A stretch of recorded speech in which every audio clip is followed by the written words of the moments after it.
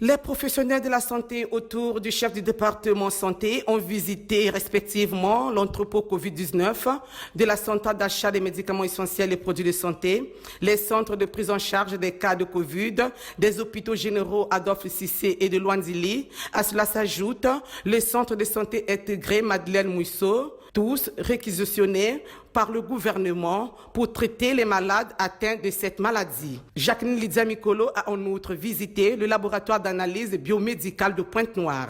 Depuis toujours, nous faisons les prélèvements, nous envoyons à Brazzaville. Et depuis une semaine, nos premiers résultats, c'est ce qu'on a tenu compte la dernière fois au niveau de Brazzaville. Des échantillons positifs, dont 8 à Pointe-Noire et les 3 échantillons positifs du Kouilou ont été réalisés ici dans ce laboratoire. Donc le laboratoire vient à peine de commencer. Je pense que nos deuxièmes résultats ce seront peut-être aujourd'hui, sinon demain. Et ainsi de suite, on va continuer donc à faire le diagnostic. Désormais, le diagnostic va se faire sur place, ici à Pointe-Noire. Nous avons enregistré 2 cas de décès d'automédication à la chloroquine. Ce n'est pas bien.